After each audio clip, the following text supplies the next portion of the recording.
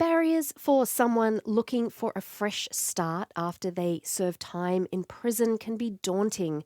Fred B. Ward knows this all too well.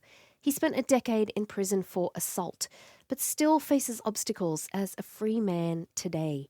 Now he's the state director for Building Freedom Ohio, a grassroots organization that builds power for formerly incarcerated people.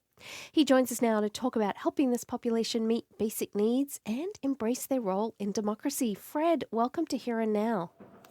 Thank you. Thank you for the invite.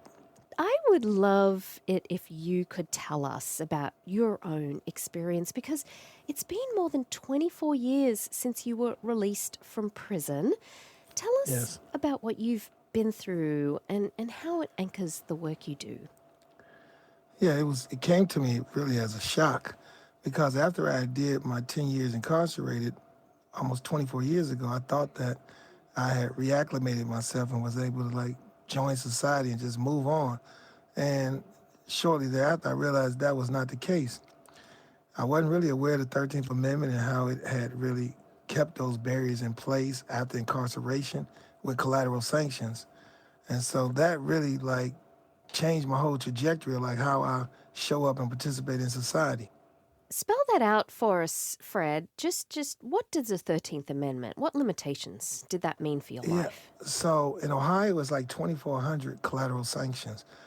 Can't get certain housing, can't get certain licenses, insurances, can't become a nurse, right? Even can't volunteer to read for certain programs just because you got a felony. That's what you mean by collateral sanctions. Yeah.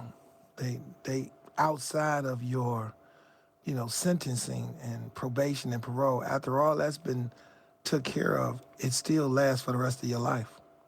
So you have these really real limitations out in the community as to what you mostly cannot do. Yeah. How did that impact your life as you hit up against those? And was there anything you Well, could do about it? yeah. The first thing came to my mind was how is it more difficult to do right than it is to do wrong? I felt it shouldn't be right. I mean, it shouldn't be harder to do right than it is to do wrong. But it led me into an organizing space where, I had to understand how the system worked and the laws and policies that set in place that don't really work for the better of our society. So I end up starting to think wow, voting do matter.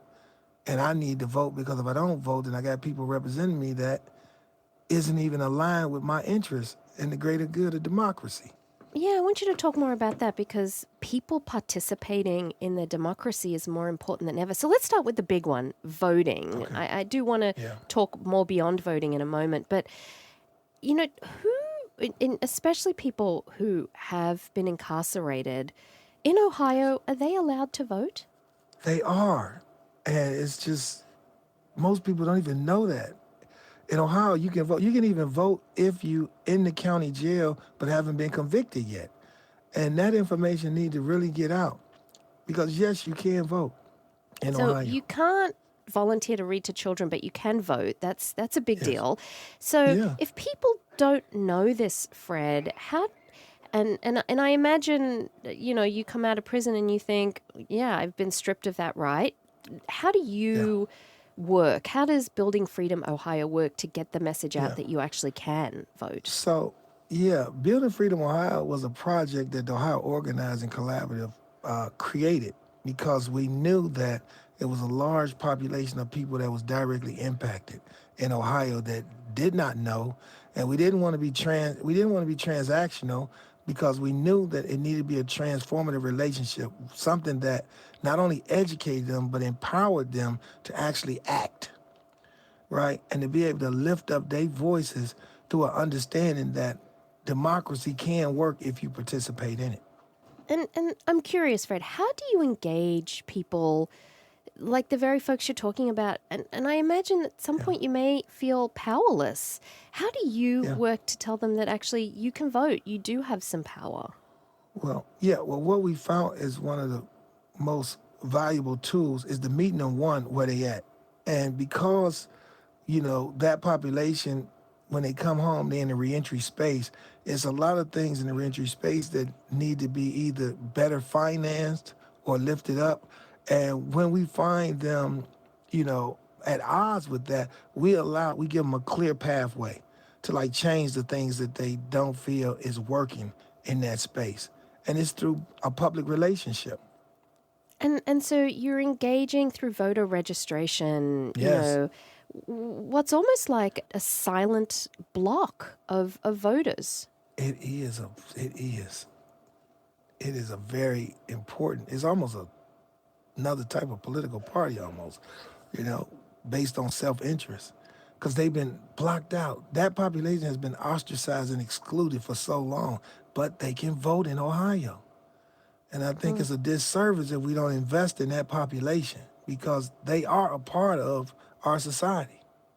And I wonder if it's even possible, do you think that they have similar interests or demands that they are I know looking they do. for? I know they do. Collateral sanctions is one of the things that align all races and cultures that have been directly impacted by felony because it's a term from medieval times called civil death. They actually been sentenced to civil death. And irregardless of race, color, or creed, they want to reacclimate back into being a full citizen. So that's one of the strongest connectors. So voting, Fred, is the first step, and then you would be looking to vote for someone who maybe would change or overturn some of these Absolutely. collateral sanctions. That's why it's so important to make sure that you have a voice and actually vote the politicians in and the legislators in to actually represent your values. Judges, state legislators, mayors, local level, even state level, and federal. All these things, we can't look at them in silos. They all interconnect in some way. And you have to continue to stay in the democratic process. And I wonder, Fred, it is a big presidential election year, and It is. people are registering to vote. But I know that your work as a community organizer is not just about one vote every 4 years. That's What's right. some of the other important work that people should know about that you're doing or that your community is doing to participate in Yeah. democracy all the time?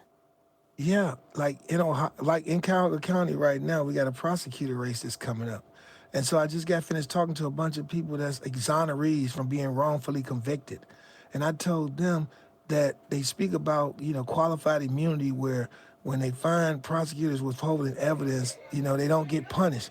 I say, well, y'all need to create a block, a voice, because if you got the right prosecutor there that's representing value and truth, then those things can stop. Because it's not enough for a person to do 25, 30 years incarcerated and then come home and say, hey, somebody did hold evidence, and you done lost all your family and your friends, and here go $1 million. That's not justice. And I'm going to give you a last rapid fire question. If you had to rate the state of our democracy right now, give it a grade, Fred. Oh my goodness. Right.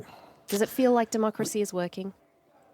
It feel like democracy is challenged, and we fight about things that don't move our country forward.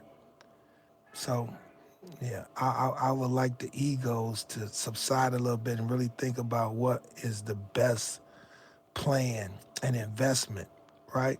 We got to invest based on our priorities, and right now, I think our priorities is a little off, and because of that, the citizens suffer. But I'm hopeful. Fred Yeah. B. Ward is State Director for Building Freedom Ohio, a grassroots organization that builds power for formerly incarcerated people. Fred, thank you so much. Oh, it's a pleasure. I appreciate the work y'all do.